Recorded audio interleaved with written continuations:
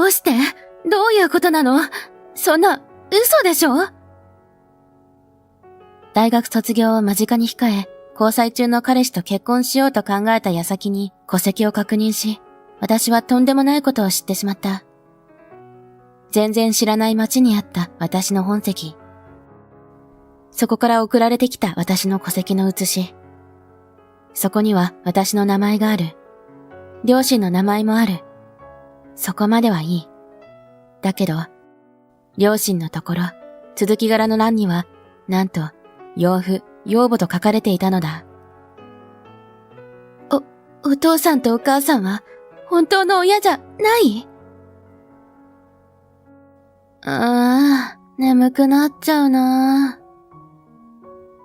大学で午前の講義を終え、学食へと足を向ける。私の名前は王子かなえ。どこにでもいる。講義が終わったらゼミ島で研究活動に勤しむか、アルバイトに励むかして、たまの休みに遊びに行く大学3年生の21歳だ。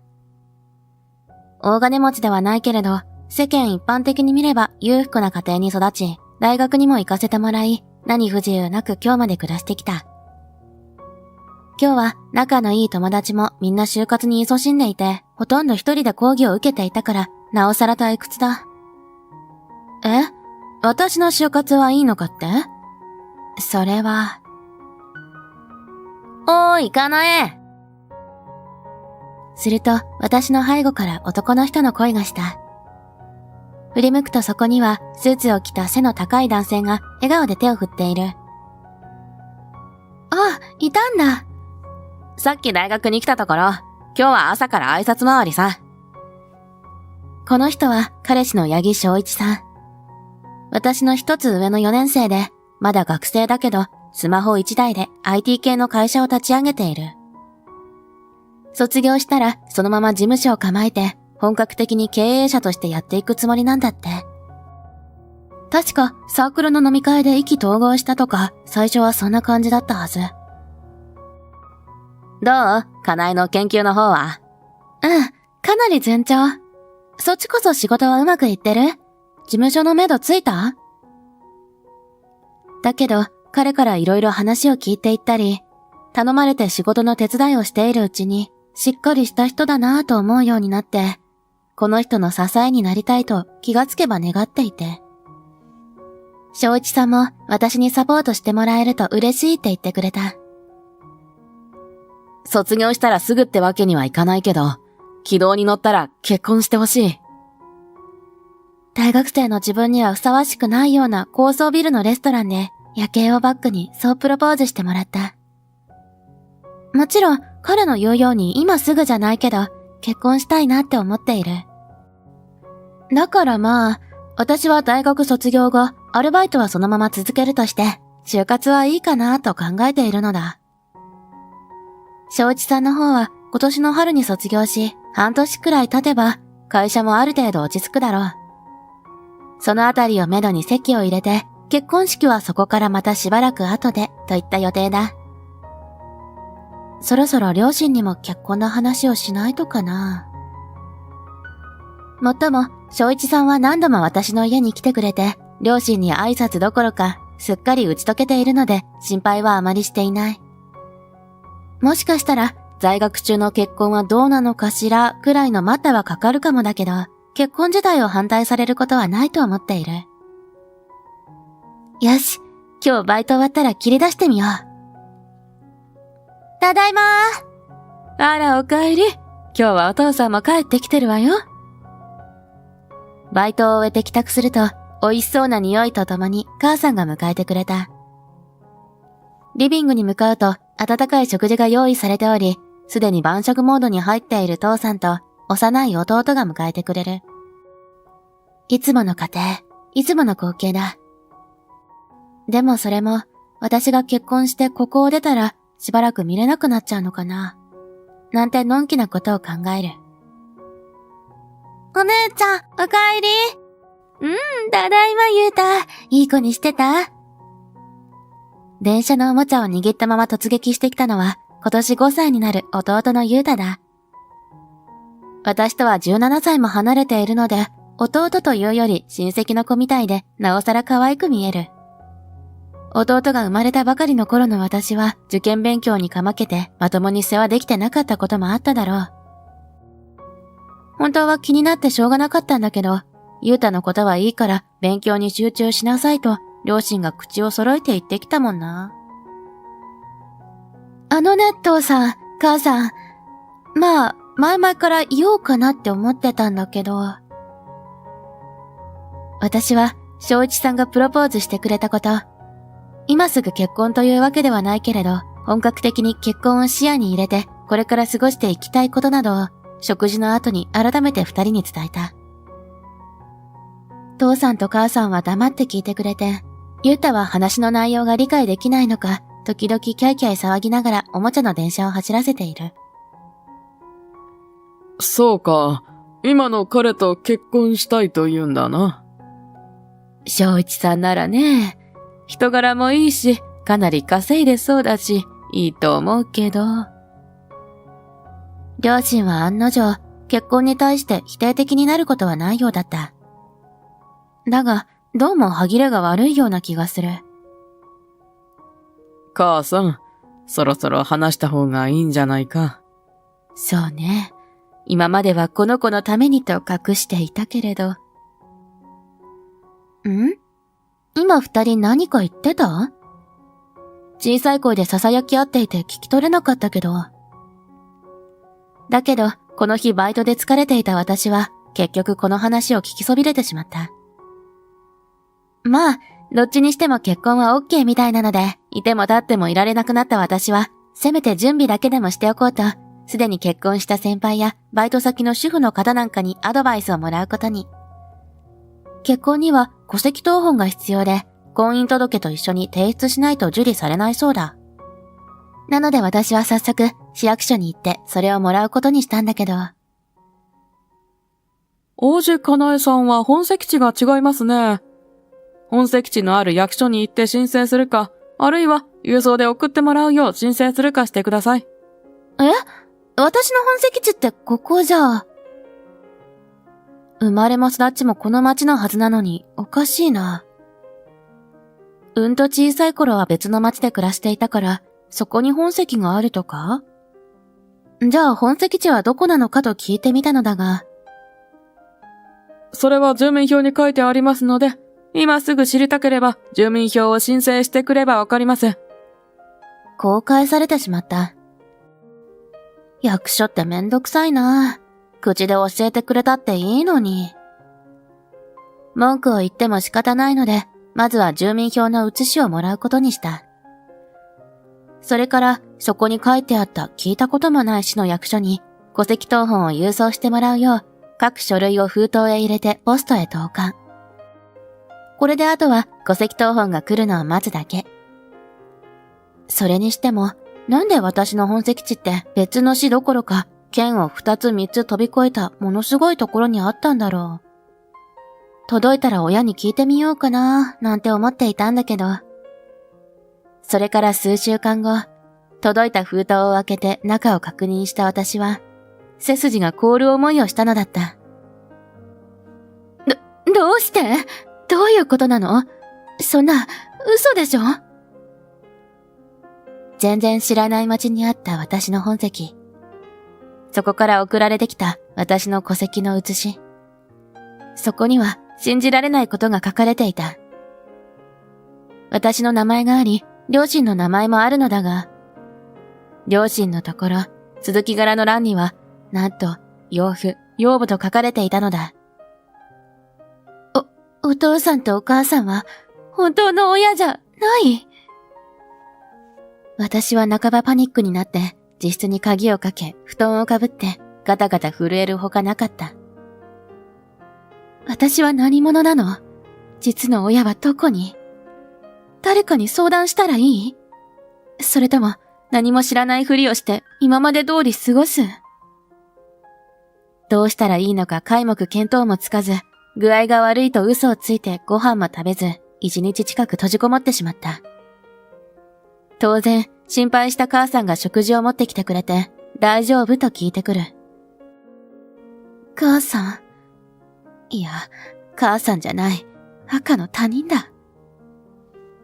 もう私は恐ろしくて、このドアを開けることは愚か、返事すらできないくらいに憔悴していた。すると母さんが、こうぽつりと言ったのだ。戸籍を見たのね。と。妙にその言葉だけはドア越しにはっきりと聞こえ、私はガバッと跳ね起きた。そりゃそうか。あれだけ結婚したいって言っていたんだもの。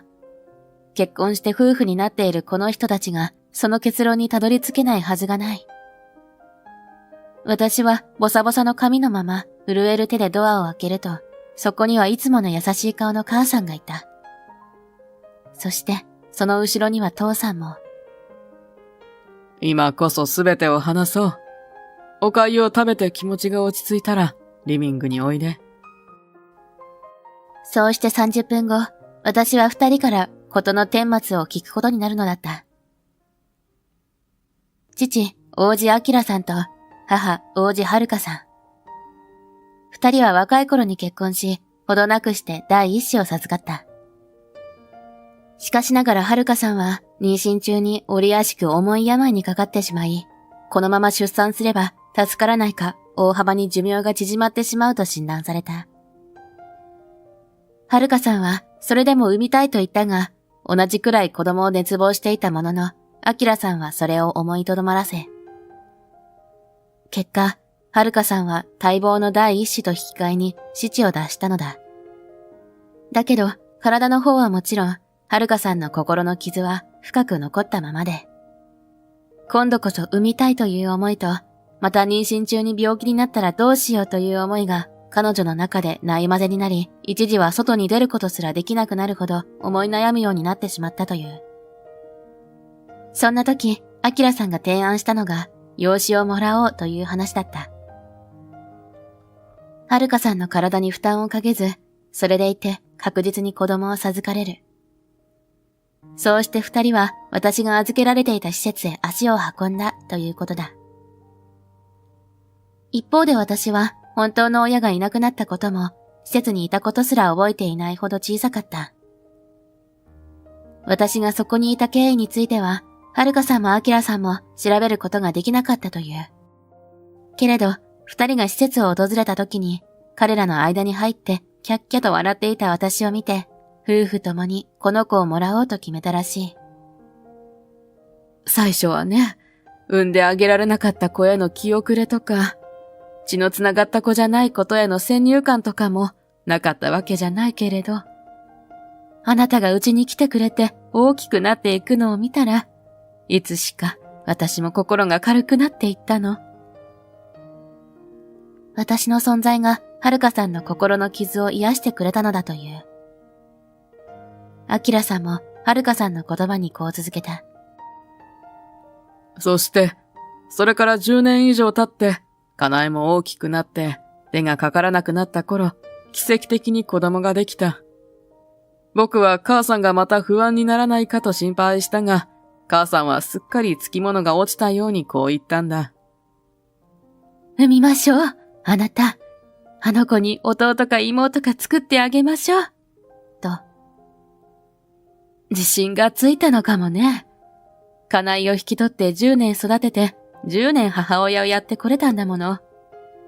もう怖がる理由なんてなくなっちゃってたわ。遥さんはそう言って笑った。そして、王子夫婦は本当の子であるユータを無事に産むことができたということ。でも、じゃあなんで私を追い出さなかったの？本当の子がいない代わりに養子をもらって、それから本当の子ができたなら、偽物の子の私なんて。かなえ、自分のこと偽物の子なんて言わないで。動揺してあらぬことを口走ってしまった私を、遥さんが優しく咎めた。少なくとも、あなたのおかげで、私は母親になることができたの。そして我々は気づいた。こんなにもお父さんお母さんと毎日我々を呼んでくれる子が、血縁はともかくとして我々の本当の子でないなど誰が決めつけられるのかと。